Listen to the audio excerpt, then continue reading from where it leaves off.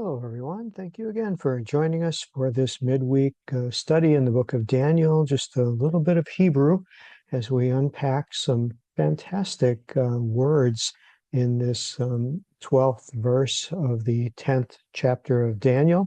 And as you look at the screen, you're seeing a page from the JPS, Jewish Publication Society, and it has the Hebrew text along with the English translation and as they would study with the sages and in the synagogue. So looking at this, we're only going to do the one verse today because there is so much going on in this verse that I want to just set a good foundation for some of the next verses that we're going to do in the future. So reading the English, it says, "Then he said unto me, Fear not, Daniel."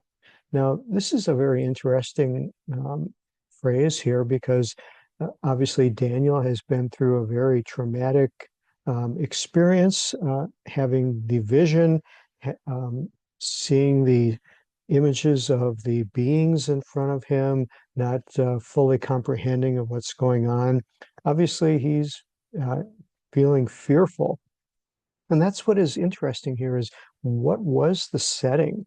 You know, Daniel's in the presence of divinity, of a spiritual realm that we only see small glimpses of, that we don't relate to very well. It seems natural that we're going to be fearful when you're confronted with a power and a presence that's so far beyond and greater than what we're capable of. Fear is a natural response. Um, and just something that popped into my mind here as I'm reading this, Fear Not, Daniel. It reminds me of when the angel appeared to the shepherds who were watching their flocks and gave the announcement of the Messiah being born, that they were in the same type of realm of being in the presence of angelic beings. Um, and again, I'm trying to put together a word picture based upon, what they may have seen and may have felt, but it was overwhelming and they were filled with fear. And this angelic being spoke to them and said, "Fear not." So I draw kind of a parallel there. And because we don't know who this person is. Um, is it Gabriel? We are trying to find that out. We know one of the previous angelic beings that spoke to Daniel was named Gabriel, but I found it interesting that the phrase of "fear not" being replicated or being used here and then replicated at the announcement of the Messiah being born. I draw a parallel there. Whether it's intended or not, I don't know. But obviously, Daniel is feeling fear. And I also wonder how this fear not was said. We're losing the emotional context behind it. Is this, arm coming around Daniel's shoulders and, kind of giving him an embrace and saying, don't be afraid, fear not? Or is it, how we kind of picture, an angel standing, 50 feet tall and all of its glory and voice booming out, "Fear not," which is almost like a I'll use the word double negative, but it's the realm of saying something, but what the words are trying to bring are being overridden by the feeling of the what's going on around about them. You can say, "Don't be afraid," but yet everything around you is making you afraid. And so, because I'm looking for the heart of God, which I believe is the compassionate, merciful, knowing that He loves Daniel and that, we're going to see so much more of this endearing language come up here. I'm under the impression that this was arm around Daniel's shoulders, holding him up and trying to convey humility or at least a fear of a part of compassion, a feeling of compassion in Daniel, trying to help him to recover from this very traumatic experience because of what the angel is going to show him is a learning session, a teaching session. And you can't teach somebody if they're just all, afraid and their mind is scattered and they can't comprehend what's going on because they're just so emotionally distraught. So I feel that here the angel is trying to settle Daniel down, get him in a comfortable spot to where he can truly experience this great event that's going on. So then being says, Fear not, Daniel, for from the first day that you did set your heart to understand and to humble yourself before thy God, thy words were heard, and I am come because of thy words. I'm overwhelmed by how much is going on here. First part we're going to look at is kind of highlighted in the red marker, set thy heart. What was he doing? This is obviously very key for us because communication is necessary on a two-way type of communication.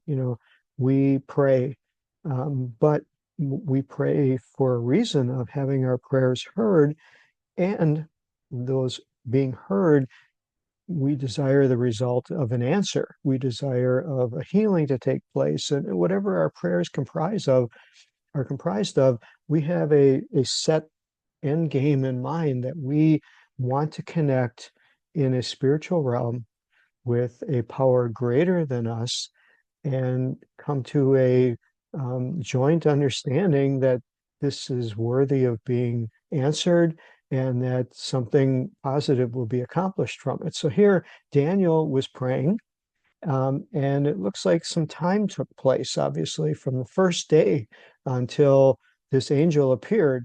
And we're going to see that this was a period of 3 weeks that took place from when Daniel first started praying. So, what did he do during this time? It says he set his heart to understand and to humble thyself before God. So, let's continue down and see what the sages have to say about this verse. They don't have as much in it as I was hoping they would have. So, we're going to have to do a little bit of investigation on our own. Of course, they look at this word fear not in somewhat of a different manner that I wouldn't have thought of. They talked about that this being, maybe Gabriel, didn't come with evil intent. Well, I would have never come to that conclusion. They did point out the 3 weeks of time from the first day until now when Daniel is finally having the encounter. And to understand, and of course, this is kind of hindsight study, Jewish scholarship being the way it is. The main focus would be on how does it affect Israel, not so much a personal interaction. Everything that we read about, for the most part, is how will it affect Israel? How does it affect the nation? How does it affect people? It's not on a personal level, it's more on a national level. And that's just how Hebrew scholarship, for the most part, in generality, goes. To humble thyself, here talk about the verb being something in action, which is commonly used in later Hebrew, and they break it apart. That is, at least as they understood, humble thyself, meaning to fast, which is to refrain from something, whether it be food or water or some other type of comfort, and then practice self-denial, which also fits into this restricting comfort and putting our body in somewhat of a marginalized state. And then it talks about thy words. So here they point out that there were prayers obviously going on for this whole time frame of 21 days of the 3 weeks, which are not recorded. We don't know all what Daniel said. We don't know anything about the prayers that he was praying. So with that, we're going to go back to our Bible Hub, which is where we get to look at the Hebrew. We get to look at the parts of speech. We get to analyze these words. And so this first part here, now verse 12, the Hebrew would read, Vayomer Eli el Tira Daniel. And he said, to me, not do fear. Again, here you get to see the word order in Hebrew, which is very different than English. And that can have some impact on how we study.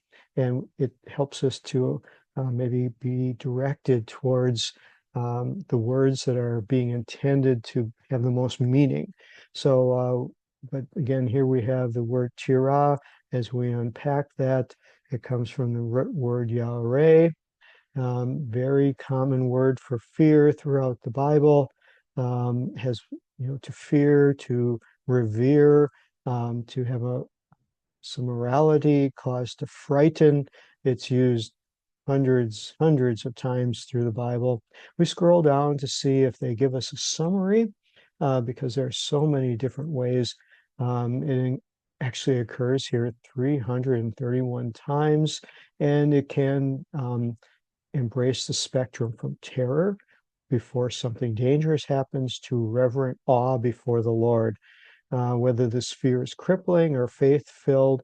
I think at this point, Daniel was in the very fearful because it was just overwhelming.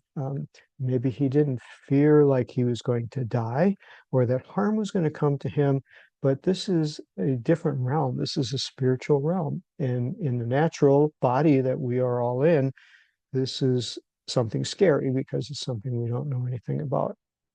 So I do believe, because this word fear here, it does not have, it's in a normal verb form, doesn't have any intensity to it. So I believe that it's in a means of this angelic being trying to comfort Daniel and to bring him down a few notches of anxiety to where they can talk. And going on from there, the Hebrew reads Ki min hayom harishon asher natat et libecha lehavin. So he's saying, for from the first day that you set your heart to understand. So let's look at this word for set, because this stands out as a different word. It comes from the word Natan. Actually, you see in English, the word is spelled phonetically Nathan. So person's name who's Nathan comes from the Hebrew word Natan, which means to many different things, but mainly to give.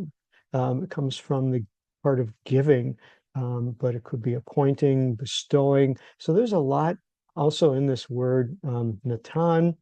And let's see if we have any historical data that can be shared as we scroll down.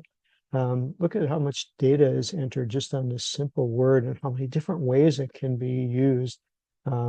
Definitely can understand why the translators have such a tough time finding the right word to use in English.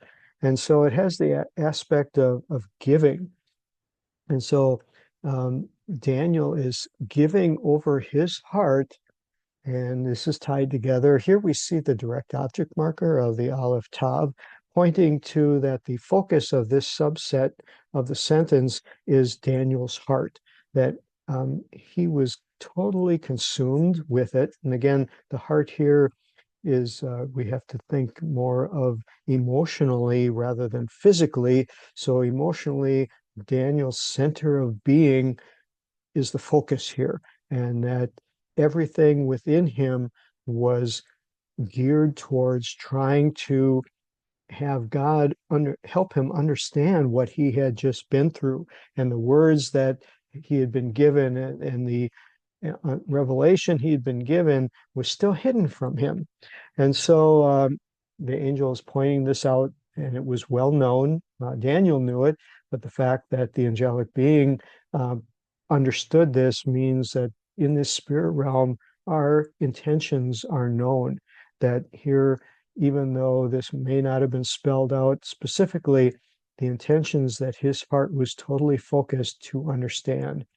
Now, this word for understand is somewhat different than I normally see being used. So we're going to unpack this. This is being the Beit Yod Nun, and it is to understand it differently in a more of a mental, more of a knowledgeable type of understanding. And they translate this here as discern, which I think is a better way of thinking about it, that he wasn't just trying to gain knowledge, he was trying to discern, he was trying to figure out and apply what he had been shown here. Again, this word being applies 169 times, used very often. It is employed for mental perception, spiritual insight. And again, you need the context to really tell um, how this is understanding.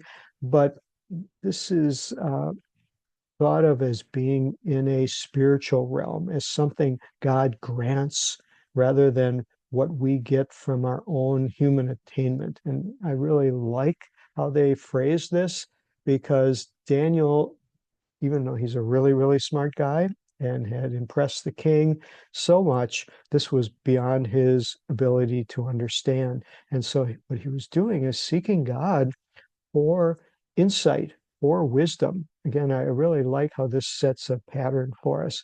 So he was seeking God for something that he was not able to attain on his own. And then it uses the word for humble, ulahit anot, to humble yourself. And of course, we have to look at that word. And again, it breaks down into the word ana, which is to afflict, to press, humble, answer, respond. And I find this interesting because this word is showing up in the midweek studies that I'm doing, where Jesus is speaking at the Sermon on the Mount, and the term of humility and meekness, and looking at the character of Jesus being humble and meek, um, aligns very nicely with what's going on here. And what happens during this time of humility?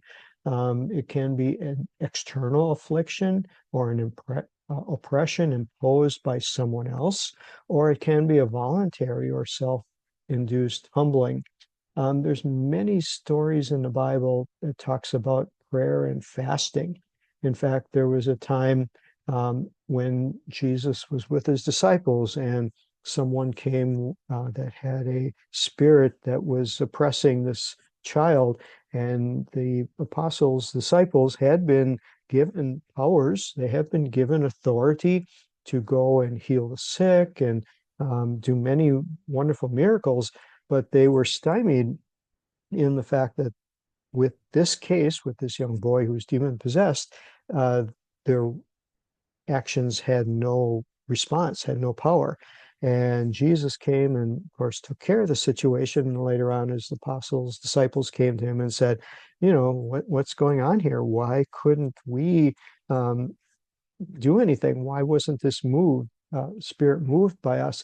And Jesus gave the answer that this comes forth by only by prayer and by fasting. And so, again, this is a realm that we kind of struggle to understand, that what happens when we commit ourselves to periods of prayer, what happens in the spirit world when we afflict ourselves through denying ourselves some kind of benefit, some kind of pleasure, most oftenly associated with the restraining, giving yourself food, sometimes water. Again, wisdom has to be used here, and know that you're really doing this for the right purpose so that you don't harm your body by neglecting it in a way that would harm yourself. But you see in the Bible, there are many instances of people who have restricted food from themselves and didn't eat or drink for periods of time that are somewhat challenging for us to comprehend. And so here, Daniel was obviously praying. It gives the impression that he was fasting. And then the Hebrew goes, Lifnei Elohecha nishma'u devarecha va'ani avati bidvareka.